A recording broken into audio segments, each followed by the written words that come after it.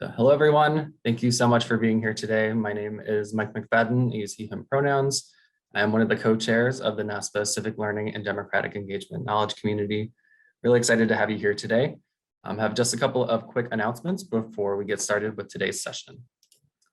So first announcement is that registration is now available for the 2022 NASPA conference. I know it sounds like a ways away, but it will be coming up soon in March. We will be in Baltimore, Maryland for this year's conference. Early registration is available through December 18th. I also have the link to the conference website on the screen if you'd like to check out the details. But another exciting option, if you aren't able to join us in person in Baltimore, there will be a virtual option still available this year at a significantly reduced price as well, which I know is a worry for a lot of folks this year. And one other quick announcement about the conference is that the CLDE-KC will be hosting a pre-conference session on Saturday, March 19th, titled 2022 Election Cycle, Are You Ready? So we hope to see some of you there, especially if you'll be joining us in person. Up next, a couple of other upcoming events that we'd love to share with you all. First is a panel discussion on fraternity and sorority life and civic engagement taking place Tuesday, November 16th at 3:30 p.m. Eastern.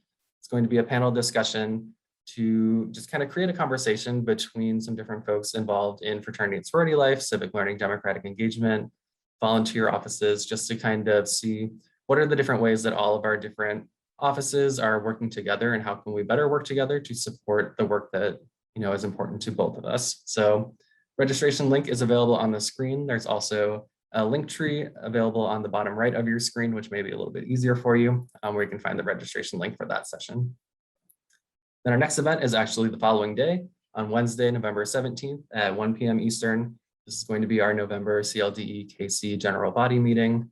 So it's open to anyone in the knowledge community. We're going to be joined by our friends from the Student Leadership Programs, KC, and they're going to be leading a discussion and presenting about this forthcoming anti-racist terminology guide that's been in development for a while. A great new resource that we're hoping can help support CLDE work on your campuses. So again, you can see the link there, but the registration link is also available on the link tree. And then just a couple of other ways to get involved with the knowledge community. If you're interested in joining our leadership team, we actually have a couple of open positions currently. First is our communications and social media coordinator. So if you have any interest in helping us run our social media accounts and work on our communications and the information that gets sent out to our membership, it's a really great role. It was my previous role, so I can talk to you about it if you have any interest in that one. Up next is our virtual learning and engagement coordinator role to help us with these different webinars and virtual events, kind of serving as the liaison between the knowledge community and NASPA overall. And lastly, we have our Region 6 coordinator position open. You can see all the different locations that Region 6 includes on your screen. So if you or anyone you know lives in any of these areas and is interested in supporting regional work for the knowledge community, please consider having them apply. Again, all those applications, the links to those can be found on our link tree. And then a couple other quick things. Please make sure to follow us on social media if you aren't already. We're on Twitter and Instagram at NASPA_CLDEKC. We're also on Facebook, and then our email is there on the screen if you ever have any questions or interest in working with us on anything. We're definitely very open and receptive to all of your ideas, and we love supporting the ideas of our membership. So with those quick announcements, I'm going to stop sharing. I'm going to turn it over to Sarah to introduce our speaker and our session for today. Hi all, thanks so much for being here today. I'm just closing a few things. Thanks Mike so much for hosting us technologically. I really appreciate it. And thanks everyone for coming. I'd love if you could put in the chat who you are, where you're joining us from. My name is Sarah Marves. I work at Southern Illinois University Carbondale, where I coordinate the Center for Service Learning and Volunteerism. Our plan for this session today is I'm going to spend just a couple minutes orienting us to this conversation. April Garrison is going to present a case study on how and why University of Illinois Urbana-Champaign reinvented their program last year. And then I'm going to set us up for breakout rooms to discuss your program ideas, what you would like to change, what you have changed, and then we'll come back together as a group to share some highlights and takeaways. I'm just looking at everyone's introducing themselves. Thank you so much for sharing where you're from. Oh, I should mention too, I am the Region 4E rep for the CLDE knowledge community.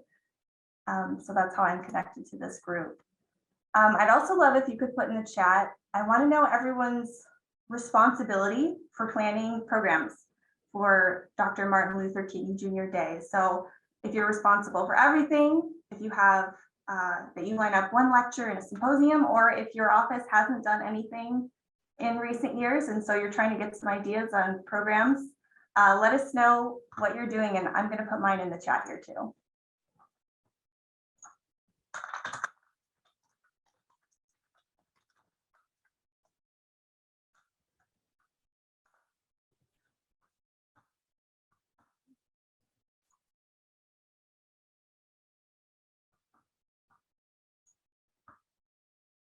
Cool. Looks like a lot of the service folks are on this call, which makes sense what we're trying to do. So let me start by saying that I love service days. I'm pro service day, but I think we're in a moment that invites us to re-examine how we honor the legacy of Dr. King. When we take a spotlight and we just put it right here on volunteerism, we really leave in obscurity a lot of history of Dr. King's vision, of the strategies that civil rights activists used to affect change.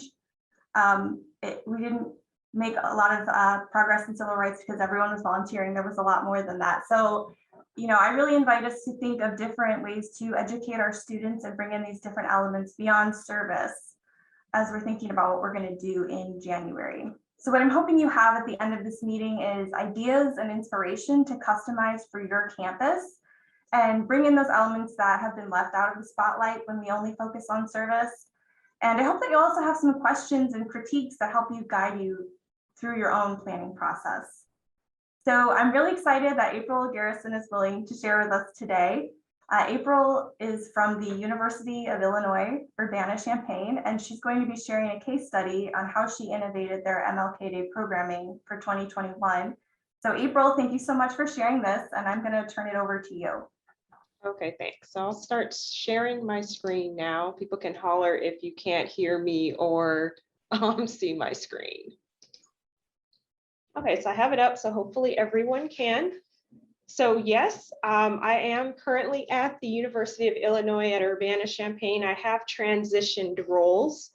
So I'll kind of be speaking to this topic as the person who came into the Office of Volunteer Programs on our campus in June of 2019, kind of went through the first experience of what their MLK Day was like in January of 2020, then started to think about how I could change and revamp some things based on feedback I'd received from participants, students that were engaged in the program as employees of the office.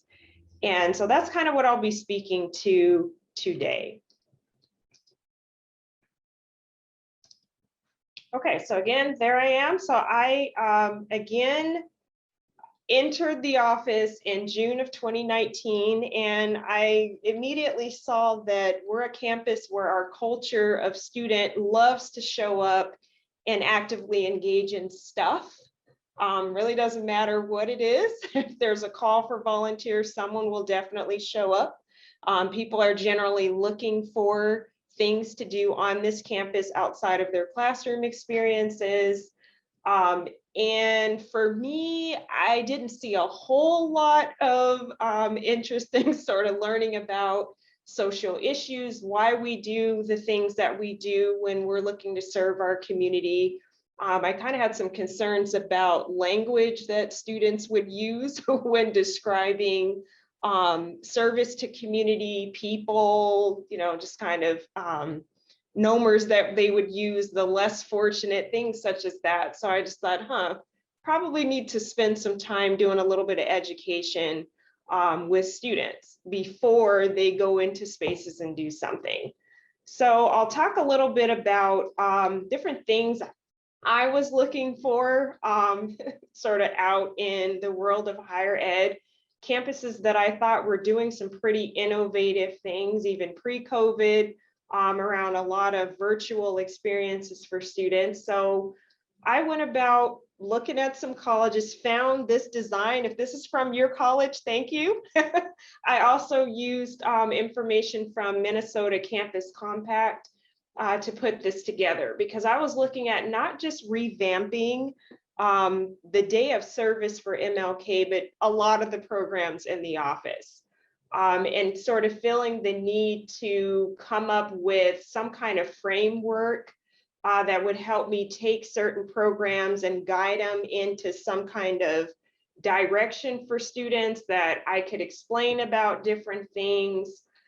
So this is kind of what I came up with. So there's different, as we all know, pathways that students can enter into in order to contribute to social change within the community, within their world, definitely on their campuses. So when I was thinking about the MLK reflection, when it was kind of coming to be, I was kind of thinking about there must be something on this campus. I don't know what it is, I'm new, but we can't just be students now that are doing interesting things with social activism in particular on this campus. I knew there was history. The University of Illinois has a very colorful history around activism, you know, in different pockets. And I just figured there had to be something just in people I was communicating with off campus, on campus, in particular around what Black activism looked like in this community, as well as on campus before Dr. Martin Luther King, during, and then after. So that's kind of what I was thinking of in terms of how can I shift this program? How can I sort of get students thinking, you know, you're not the first to do it, so maybe you want to look at who came before you. So this is kind of the guide. I also created a tag for my office because I was like, we kind of need some values around something.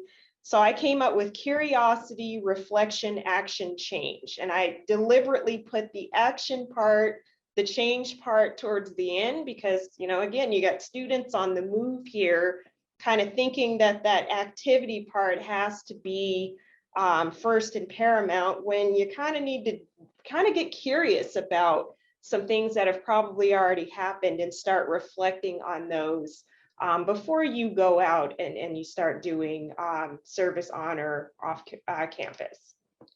So what did the day of service look like when I entered into it? So the goal of it was not, I'm not going to say that it wasn't really focused on Dr. Martin Luther King Jr. and his legacy. I just didn't see that when I got here. I had a lot of people reaching out to me because they wanted to use the experience, the service day, to get their service hours. Nothing about, you know, any educational experience. Groups were wanting to use it as a team building experience. And I thought, okay, that might be a byproduct, but that's not sort of what I think of when I think of a commemorative day and then some kind of service activity around Dr. King. So that was the goal. I think it was just to get large groups of students actively engaged in the community, but not really focusing on why or what, or if, you know, there was going to be a positive impact, you know, how people were going to be impacted by that. So the types of projects that I encountered were making pet toys, which I was like, I don't know what that is, but that's what student wants to do. We'll just see what that looks like. A very popular activity that we were doing, not just for MLK Day, was a food pack with a pantry that's affiliated with the church that's on our campus. So most people were like, I want to do this day and I want to be put in that project in particular. There was that. We were making t-shirts, painting frames, picture frames, you know, we were going to give that to the American Cancer Society, you know, okay, there you go with that. So, you know, I'm thinking those are good things. It introduces students to nonprofits that are in the area. It's fun activity. But again, I just was like, I don't know what this has to do. I don't get it. So one thing I chose to do was try to at least focus on a speaker that, you know, if we're going to do all of these other things and none of us really know why or what that is, maybe I can have a really good speaker that speaks about activity and activism and service and, you know, students questioning what they're doing and why. So I did find that the first year that I did it. So we have the Education Justice Project here at the University of Illinois. So that project works to educate incarcerated individuals in our Central Illinois community. And so I actually was able to secure the director for that program, and very dynamic speaker. And she was on her stuff in terms of telling students, you know, I don't know what projects you're going to be doing. Ask yourself why you're doing them. Ask yourself what that has to contribute to the legacy of Dr. King. And you saw students' eyes wide open, like, where did this person come from? We came here to have fun. What is this?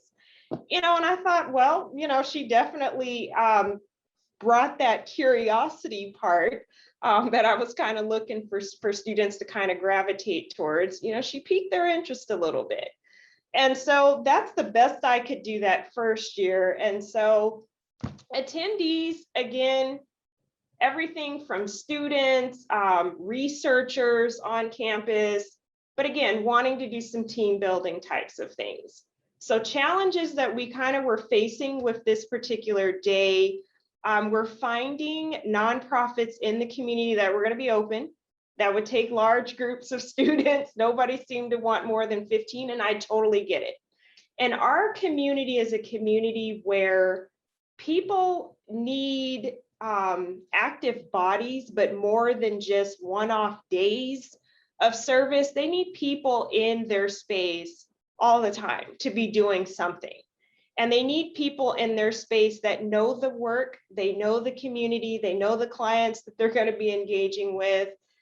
You know, so not so many people were interested in kind of creating some kind of space for people to make stuff, clean up stuff. That was not what I was finding, you know. So I was trying to find, well, what kind of service projects are we going to do if I make it different? So we did the same projects.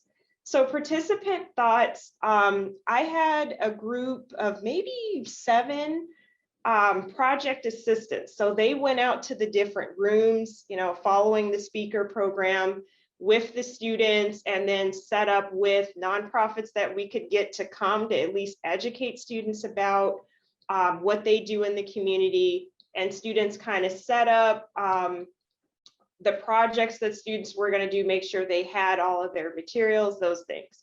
So these individuals, after the day was over, I did a survey, a live survey with this group. And they were like, we don't know what that was, but we think something could look different for this day. And I'm like, how so? And they're like, well, what about conversations? Like, do we have to be making stuff and doing? And I'm like, excellent, conversations. What would the conversations look like?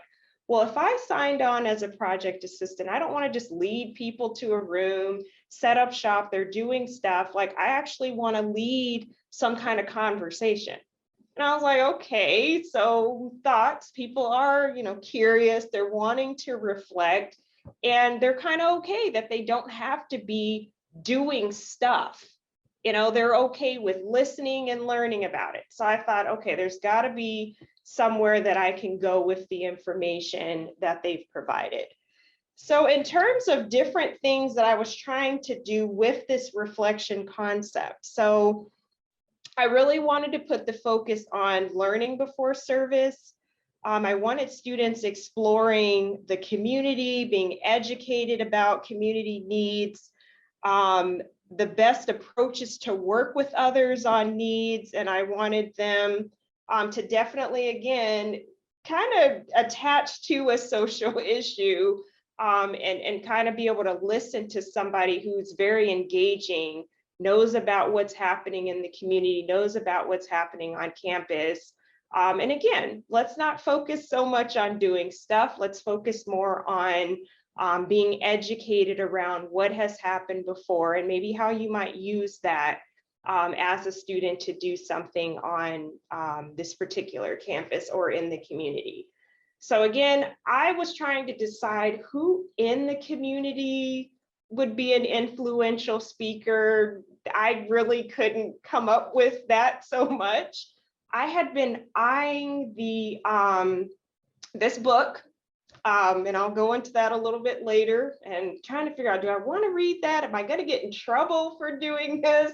There was a lot of that and just some reservation because I didn't know the landscape of this campus very well, and some buttons and issues you could try to push without being shut down basically on this campus. So my planning started the summer of 2020 in terms of this reflection concept and navigating it away from that date. So that's during COVID. So I knew I'm like, service projects are out unless I can figure out something virtual that's engaging. Not going to work so much. So it might be good to have a really dynamic speaker that doesn't have to be in town. They could be anywhere in the world. I can tap them in and create an experience that's different for students. So, and again, the ease of delivery, everything was virtual. So I was like, yeah, I could probably do that. I can record it. I can use it in the future. The only limitations that I kind of ran up against were, it was just me in the office. I didn't have any student staff. They left because everybody was doing sort of the online. So I was like, it's got to be me. I got to figure out, how do I do something that I can do as one person? What does that look like? So here we go, my program in action. So this is the book. It's Black Power on Campus, for those who may not be able to see it. The University of Illinois, 1965-1975. That's the book that I was eyeing on Amazon, trying to figure out, do I want to read it? Is this going to be controversial? What's it really about? Is it going to be something inclusive for everyone? So I read it. It really helped me understand the landscape of this campus, the history of race on this campus, things that were going on well in advance of Dr. King, during his time and after his time. And it kind of helped me understand the community that I'm in as well, because the book focuses on that. And I had already experienced some interesting interactions and things in this community. So I was like, there's some history here that I don't get. This book tied it together perfectly. And I was like, I have to do something with this. So for about 6 months, I was trying to figure out, oh, I need to reach out to the speaker. Are they going to want to do something? Absolutely. I found out that yes, and don't ever question reaching out to someone because they likely want to share their book, their knowledge, their research. Dr. Joyanne Williamson is actually an alumna of here. So they have 3 degrees from this campus. And while they were here doing their PhD, they compiled all of this information, the history of Urbana-Champaign, the history of this college, surrounding areas, things that were happening in Chicago that came down during Martin Luther King's time and after his assassination. So awesome. I was like, yes, I got to do this. So she willingly did this program for me. It was about 60 minutes. And so she did about a 40-minute presentation with awesome slides. She had a bunch of things in there that I didn't expect to see. She has one slide, for instance, about our yearbook. Our yearbook had a picture of fraternity life and people who actually were affiliated openly with the KKK.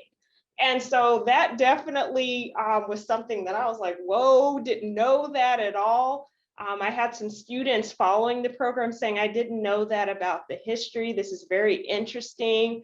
And this is a book that actually there are professors on this campus that use this in their curriculum. So I had them asking me, how do I get in touch with this individual? Can you send me a recording of the presentation? So it worked really well. This program is generally covered by our Office of the Vice Chancellor for Diversity, Equity, and Inclusion. In the past, though, I was like, what are they going to pay for? The year before me, they spent $600 in cookies. So I spent less than that on this speaker. So I was like, okay. And I'm feeling that you know, students and everybody who attended, they were able to get some information that they did not know before. And so this is a program that, because I was able to do it virtually, because I was able to use a very well-renowned author, somebody who definitely knows about social justice, racism, different social movements, that's their research. And I was able to kind of help students understand Black activism at this campus and in the surrounding community. That added to the versatility of programming that we had. So it wasn't just social, show up to do stuff. It was something educational. And it actually helped me outreach a lot of, again, faculty researchers on this campus were present. It had staff, some administrators they didn't know the history. So I feel like it definitely, the way it ran, it definitely something that I would suggest for individuals, you know, and just kind of thinking about, because we all have this on our campus, very illustrative history, I'm sure, and authors, alumni that, you know, you could bring into this experience. So that's kind of what I was looking for with this program. And, you know, there's a lot more that I could do with it. But I didn't get to do that because I was just one person, but there could have been breakout rooms. I could have spent a little bit more time outreaching some of the students that were a part of the movement in the 60s, getting them on campus, or not on campus, but virtual, having students in breakout rooms with them. That's something I thought about, but limitations of being one person and trying to pull something off for the first time and just kind of seeing how something like that would run. I felt like I did what I could and created a different experience than just people showing up to do stuff and not really knowing what to do with that afterwards. So that is pretty much how things went. If anybody wants to further talk about it, get an idea of what I did, see the recording, you can definitely reach out to me. I have my email here. I have my phone number there. If anybody's interested, that's down at the bottom, the day of reflection. That's a graphic of how I was trying to capture people from wherever they were to participate in this experience. So that's what I have for you today.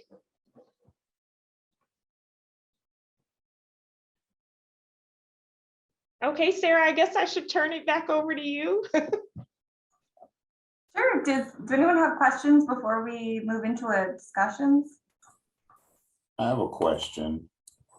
And I may have missed it, but I know that you mentioned conversations as opposed to an actual service kind of space on campus.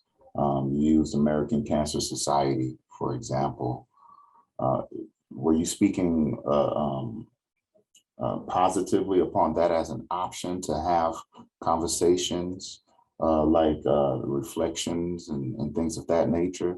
Yes. Highly looked upon? Yes, definitely. Because, you know, I even had some scholarship recipients that were attached to the Office of Volunteer Programs, and, you know, they were looking for, well, how do I get my service hours? So I started doing things like service education, finding presentations on and off campus that they could be a part of. Some of those had conversations, and these students were actively involved. And I know that because everything they had to go to, I went to.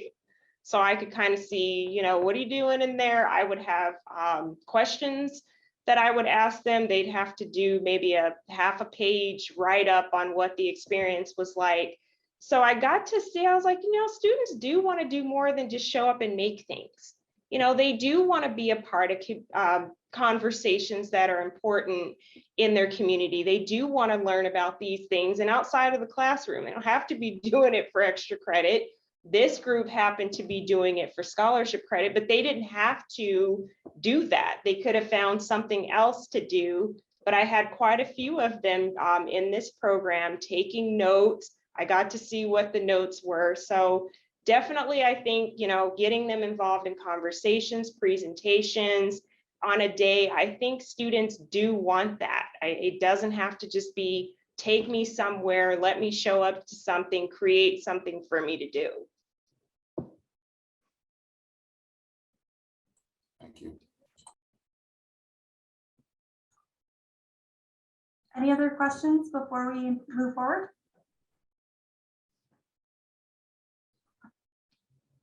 Thanks, April. Thank you.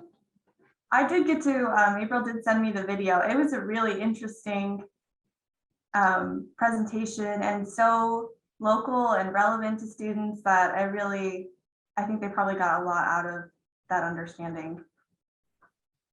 So we are going to head into breakout rooms, basically just to brainstorm together.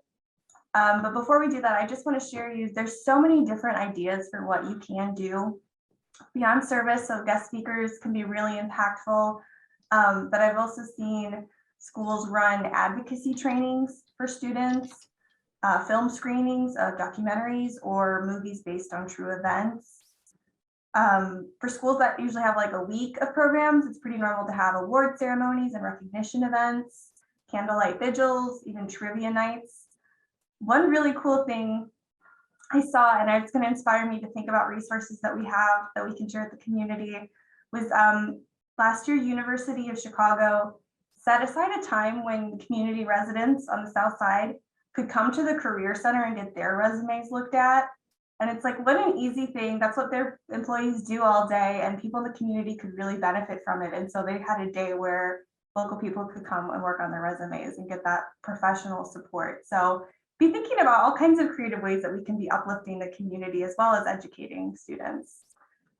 So I'm going to move us into breakout rooms for a little over probably like 10 to 12 minutes. And what I'd like you to do is share who you are and what programs you've run for MLK Day. And then I'd like you to talk about a couple ideas. One or two people might want to workshop an idea, what they want to change about their program or what they're planning to change, and really drill down into like, who does it target? What are the learning outcomes for students? What resources do you need? What barriers are you going to face? Are you using a model or coming up with this from scratch? I really want us to have this opportunity to brainstorm together. So I'm going to put you in groups, and like I said, it'll be about 10 minutes.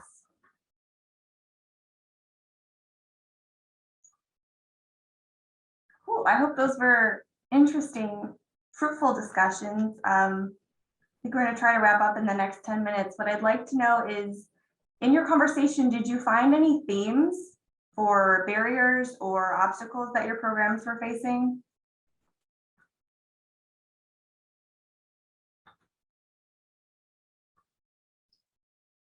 I think in my group, it was cost and transportation. If you want to go back to a service model. So.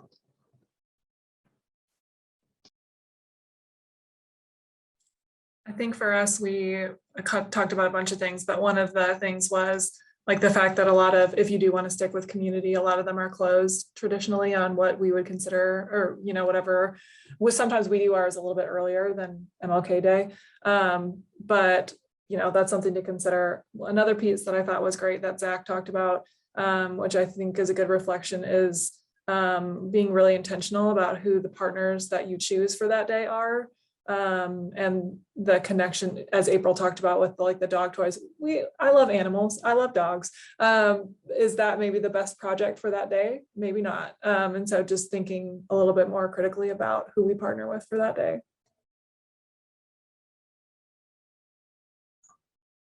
Yeah, my group talked a little bit too about how a lot of our partners are small nonprofits, and so there isn't anyone who wants to work that day. Who are the most common collaborators for your programs? Or if anyone heard of a collaboration where you're like, oh, that's really unusual. I'd love for the whole group to hear about that.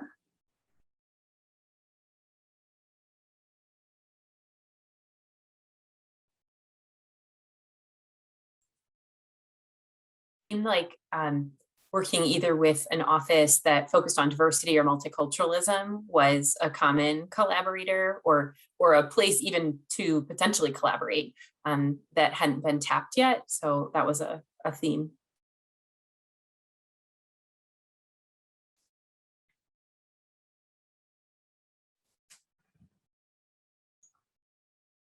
Yeah, for us in the community, my first year here, when I was choosing community partners, I worked with the NAACP because they don't host volunteers, but they know so many different nonprofits that they could give me ideas about who would be a good organization to work with, who has like board members or leaders who could actually talk about some historical stuff about Carbondale and why these different nonprofits exist. So sometimes you also have partners who are like your link that help you get to where you need to be. Did anyone share or hear an idea that really intrigued them that you're like, it's pretty unusual? I wonder if we could pull that off.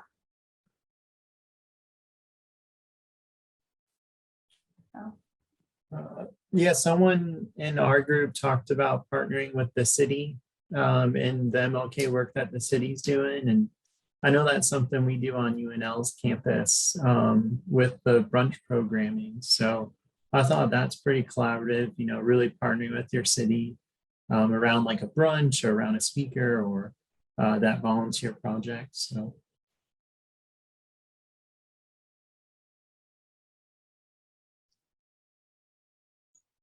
I can share just another example.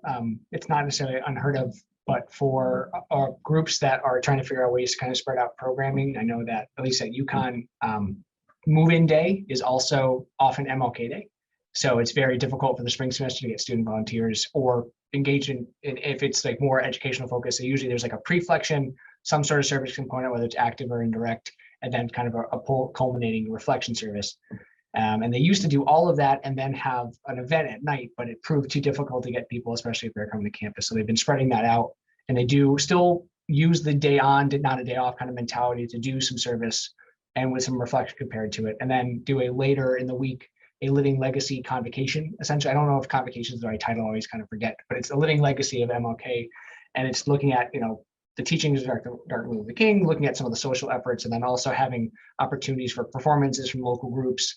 And then also faculty and staff and students of color, you know, talk about some of their experiences. And this past year, they live streamed it, which is really nice. I think they're going to probably stick with that because you can reach more people than just the one on campus performance hall that we used in the past. So that was an interesting way of kind of spreading programming out, where it was more activity in the beginning of the week and then still having touch points throughout the week.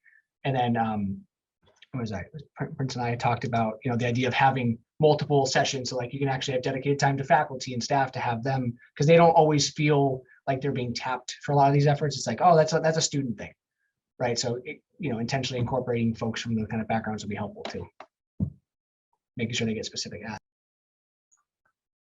Very cool. Thank you for sharing. So we're pretty much at where I wanted to cut things off. Do Lindsay or Mike, do you have anything to share for CLDE stuff before we part ways? Thanks for being here, everybody. We appreciate it. Thank you all.